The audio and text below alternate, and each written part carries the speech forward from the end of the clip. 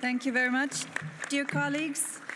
Now, we are particularly honored to welcome Mr. Mario Draghi, former Prime Minister of the Italian Republic and former President of the European Central Bank, whose recent comprehensive report on European competitiveness has sparked an essential debate about Europe's economic future.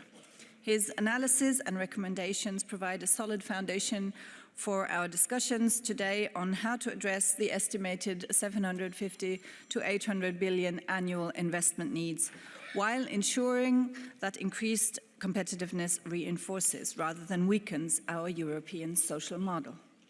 The recent Commission proposal for a competitiveness compass further underlines the momentum building around this agenda. So, Mr. Draghi, the floor is yours for around 20 minutes. Thank you.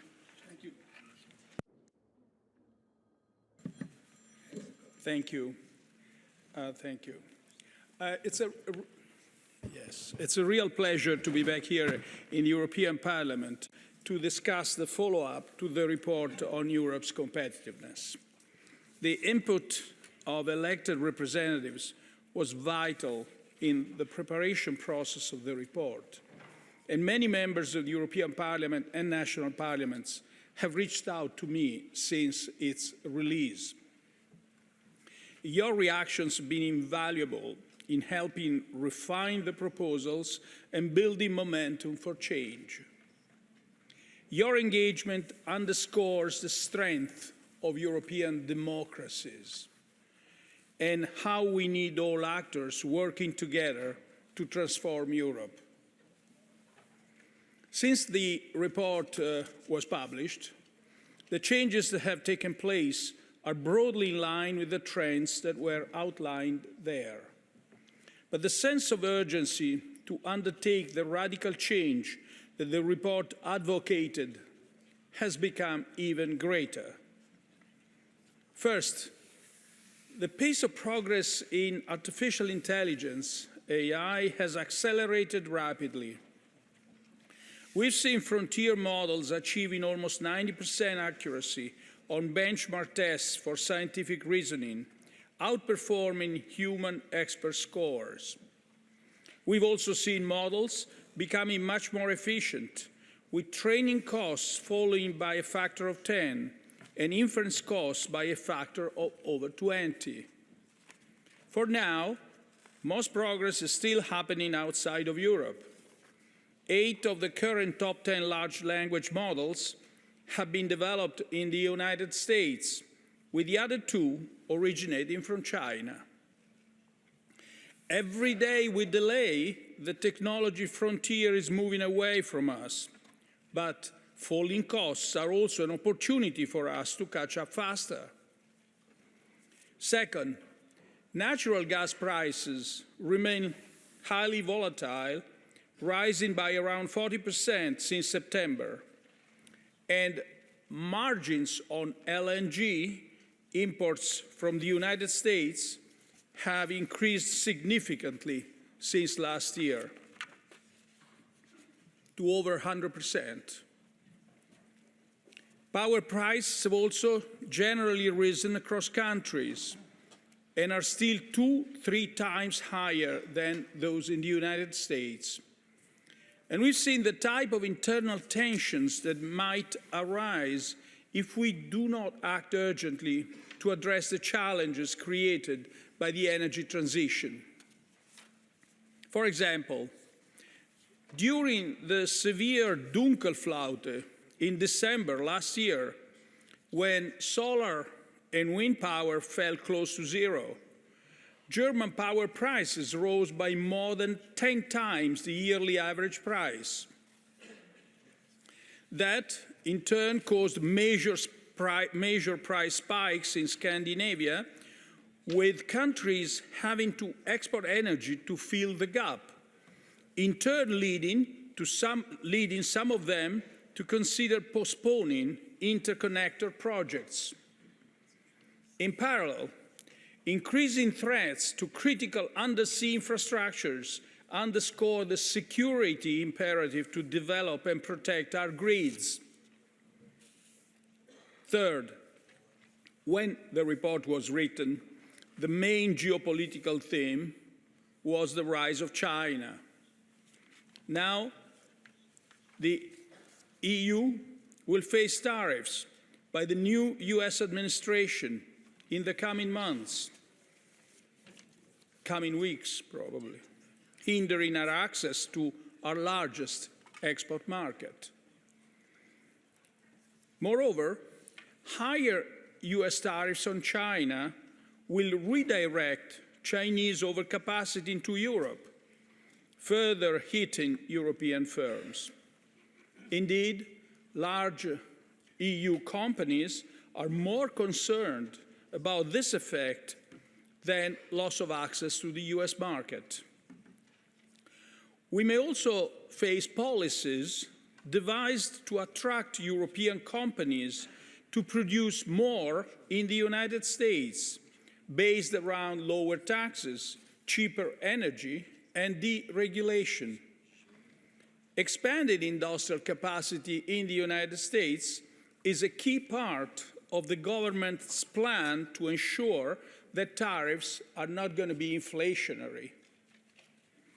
And if recent statements outline our future, we can expect to be left largely alone to guarantee security in Ukraine and in Europe itself. To cope with these challenges, it's increasingly clear that we need to act more and more as if we were one state. The complexity of the policy response involving research, industry, trade, and finance will require an unprecedented degree of coordination between all actors, national governments and parliaments, the Commission, and the European Parliament. The response must be fast, because time is not on our side, with the European economy stagnating while much of the world grows. The response must be commensurate with the size of the challenges, and it must be laser-focused on the sectors that will drive further growth. Speed, scale, and intensity will be essential. We must create the conditions for innovative companies to grow in Europe rather than staying small or moving to the United States. That means bringing down internal barriers, standardizing, harmonizing, simplifying national regulations, and pushing for a more equity-based capital market. We are often our worst enemy in this regard. We have an internal market that is of a similar size to that of the United States. We have the potential to act to scale, at scale. But the IMF estimates that our internal barriers are equivalent to a tariff of around 45% for manufacturing and 110% for services. And we've chosen a regulatory approach that has prioritized precaution over innovation, especially in the digital sector. For example, the GDPR is estimated to have increased the costs of data by 20% for EU companies. We also have a lot of savings in Europe that we could use to finance innovation.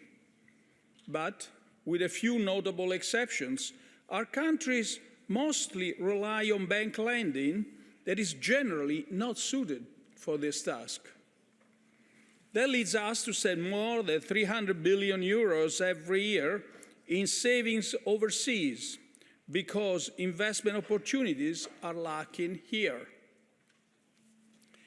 We must help our leading firms to catch up in the AI race by channeling more investment into computing infrastructure and digital networks. The recently announced EU AI Champions Initiative is a good example of how the public and the private sectors can work together to help close the innovation gap faster. If we act decisively and make Europe an attractive place for innovation, we have an opportunity to reverse the brain drain that has pulled many of our best scientists across the Atlantic. The report identifies several ways to expand our research capacity. And if we do so, our tradition of academic freedom and absence of cultural orientation in government funding can become our comparative advantage. Next, we have to bring down energy prices. This has become imperative not only for traditional industries, but also for advanced technologies. It's estimated that power consumption by data centers in Europe will more than triple by the end of the decade. But it's also increasingly clear that decarbonization itself can only be sustainable if its benefits are brought forward. The report identifies a host of reasons for Europe's high energy prices beyond the fact that the EU is not a major natural gas producer. And these reasons are the limited coordination on national gas procurement, the functioning of the energy market, delays in installing renewable capacity, underdeveloped grids, high taxation, and high financial margins. These and other factors are all of our own making, and therefore, they can be changed if we have the will to do so. The report proposes several measures in this regard: reform of the energy market, much greater transparency in energy trading, more extensive use of long-term power contracts and long-term purchases of natural gas, and massive investment in grids and interconnections. It also calls not only for faster installation of renewables, but also for investment in clean baseload generation and flexibility solutions that we can draw on when renewables are not generating power. At the same time, we must ensure a level playing field for our innovative clean tech sector so that it can benefit from the opportunities of the transition. Decarbonization cannot mean that we lose green jobs because firms in countries with more state support can capture market share. Finally, the report addressed several vulnerabilities in Europe, one of which is our defense system, where fragmentation of industrial capacity along national lines prevents the necessary scale. Even if we are collectively the third largest spender in the world, we would not be able to satisfy a ramp up in defense expenditure through our own productive capacity. Our national defense systems are neither interoperable nor standardized in some key parts of the supply chain. This is one of the many examples where the European Union is less than the sum of its parts. Alongside acting to modernize the European economy, we need to manage the transition for our traditional industries. These industries remain important in Europe. Since 2012, the top 10 sectors with the fastest growing productivity have consisted almost entirely of so-called mid-tech sectors, like automotives and machinery. The manufacturing sector also employs around 30 million people, compared with 13 million in the United States. And in this world where geopolitical relationships are fastly evolving and protectionism is rising, retaining industries like steel and chemicals that provide inputs to the whole economy and are critical for defense has become strategic. Supporting traditional industries is often depicted as a binary choice. We can either choose to let them go and allow resources to move to new sectors, or we can sacrifice the development of new technologies and ultimately resign ourselves to permanently low growth. But the choice doesn't have to be so stark. If we carry out the reforms to make Europe more innovative, we'll relax many of the trade-offs between these goals. For example, if we exploit the economies of scale of our EU market and integrate our energy market, it will lower production costs everywhere. Then we will be better placed to deal with the potential spillovers of, say, providing low-cost energy to energy-intensive industries. If we offer a more competitive rate of return in Europe and a more efficient capital markets, our savings will naturally stay home. Then we will have a deeper pool of private capital to finance both new technologies and established industries that retain a competitive edge. And if we remove our internal barriers and raise our productivity growth, it will help increase our effective fiscal space. That will give us more capacity to finance projects that serve a public good, but that the private sector is unlikely to touch, such as the decarbonization of heavy industry. To give an illustration, the report estimated that increasing total factor productivity by just 2% over the next 10 years would reduce the fiscal costs for governments of financing necessary investments by 1/3. At the same time, removing internal barriers will make the fiscal multipliers of these investments higher. There is robust evidence that fiscal multipliers decrease with trade openness, as part of a fiscal impulse will be met by higher imports. And Europe's economy is very open to trade, more than twice the level of the United States, which is a symptom of our own high internal tariffs. With expansion in our domestic market effectively capped, EU companies have looked abroad for growth opportunities, while imports have become relatively more attractive as external tariffs have fallen. But if we take to lower these internal barriers, we would see a large rerouting of demand back into our market. Then trade openness would naturally decline and fiscal policy would become commensurately more powerful.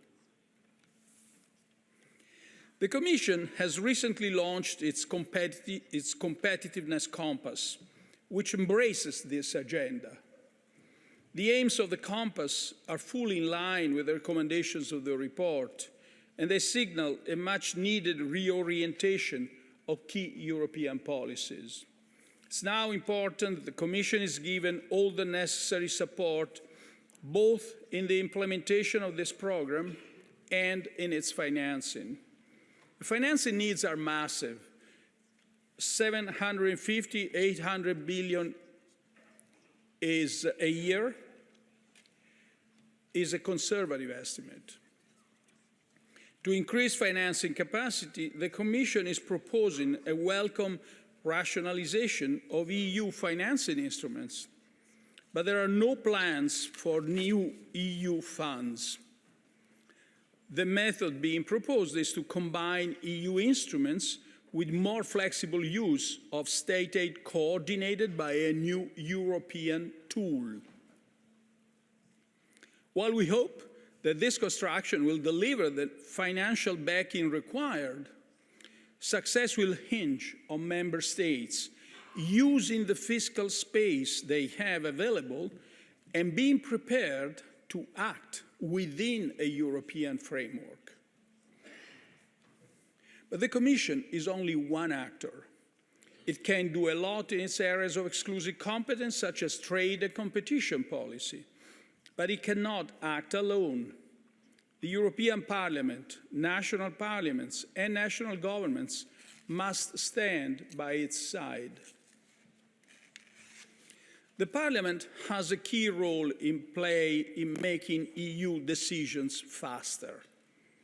If we follow our usual legislative procedures, which often take up to 20 months, our policy responses may be outdated as soon as they are produced.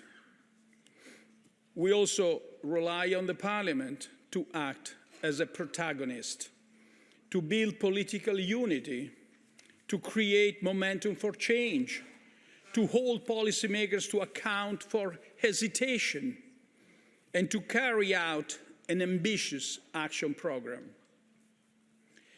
We can revive the innovative spirit of our continent. We can regain our capacity to defend our interests. And we can give our people hope. The national governments and the parliaments of our continent and the European Commission and the European Parliament are called to be the guardians of this hope at the turning point in Europe's history. If united, we will rise to the challenge and succeed. Thank you.